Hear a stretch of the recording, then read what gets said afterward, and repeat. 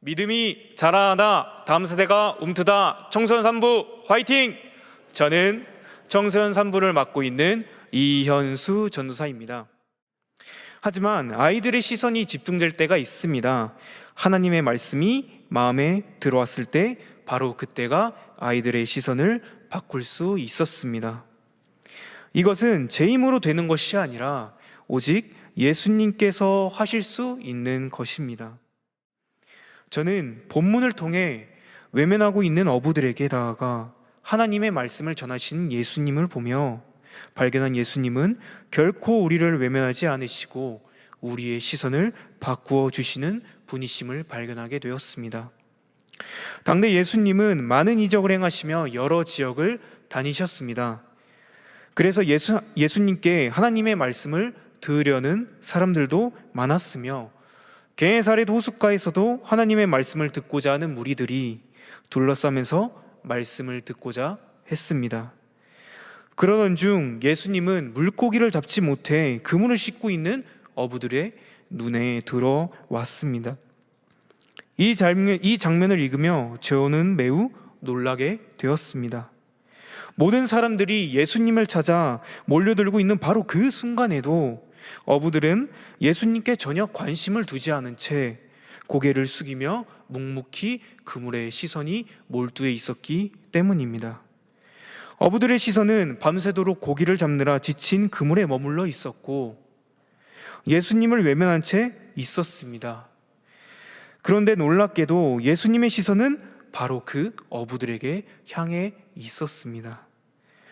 예수님께서는 외면하고 있는 어부들에게 친히 찾아가셔서 왜 나를 찾지 않느냐 혼을 내시거나 책망하시는 것이 아니라 오히려 그 배에 오르시어 하나님의 말씀으로 어부들을 가르치신 겁니다.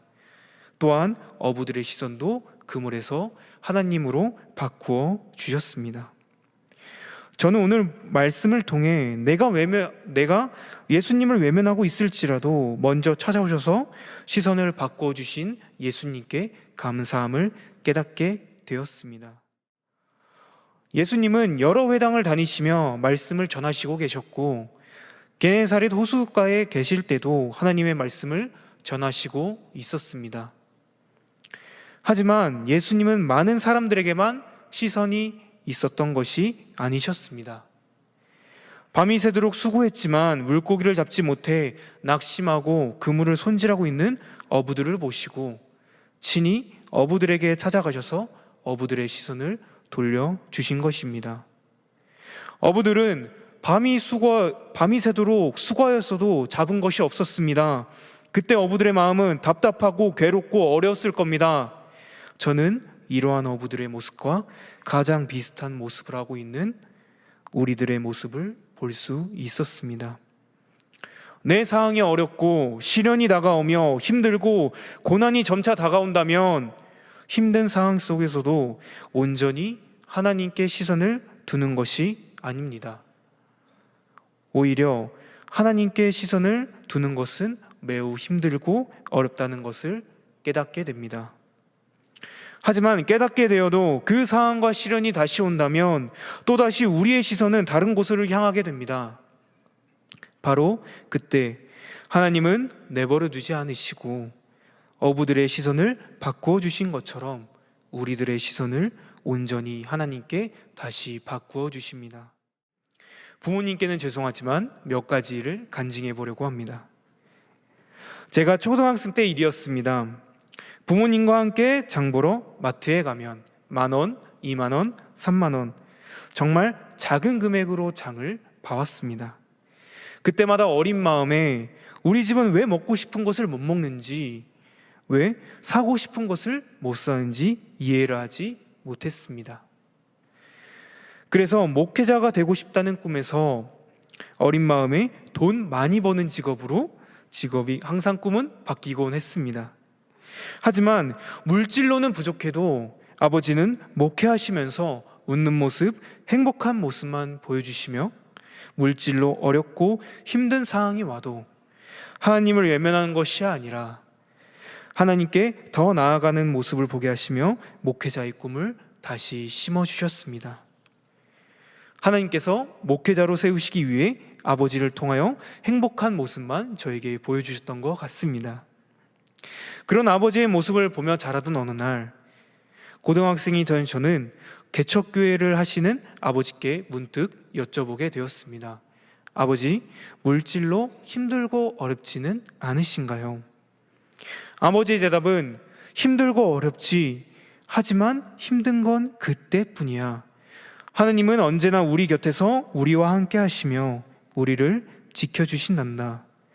우리 가족이 이렇게 물질로 부족해도 행복한 이유는 하나님께서 지켜주시기 때문이란다 라고 말씀해 주셨습니다. 오늘 말씀을 묵상하면서 자연스럽게 이런 질문을 제 마음속에 던지게 됩니다. 나는 지금 무엇을 바라보고 살아가고 있는가?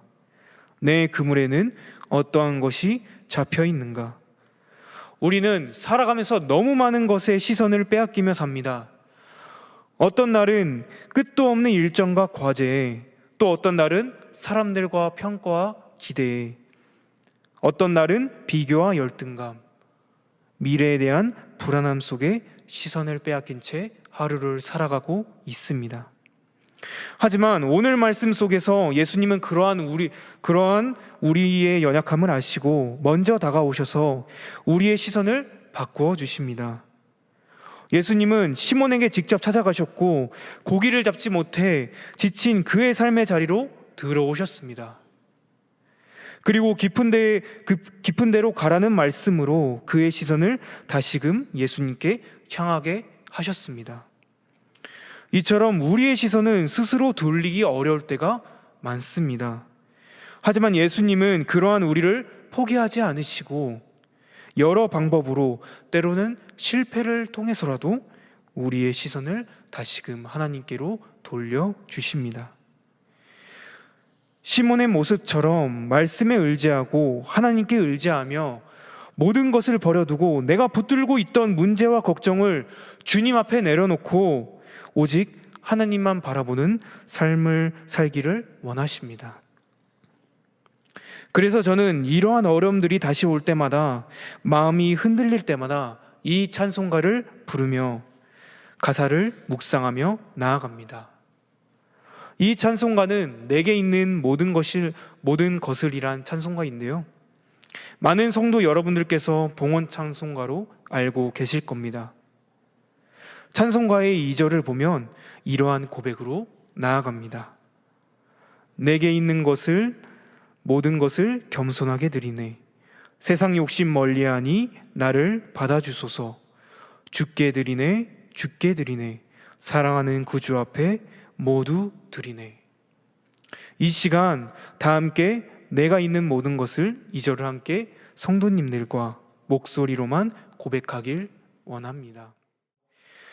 주께 드리네. 주께 드리네.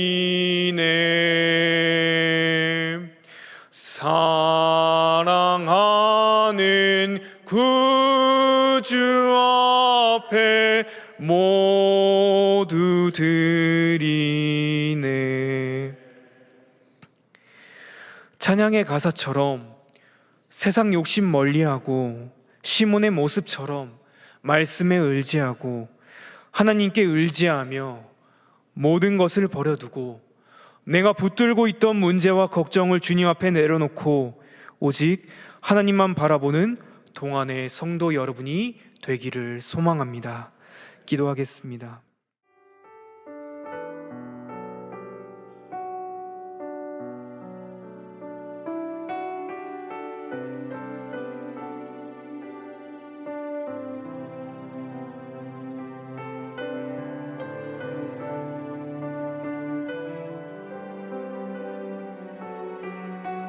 우리를 부르시는 주님께 고백합시다.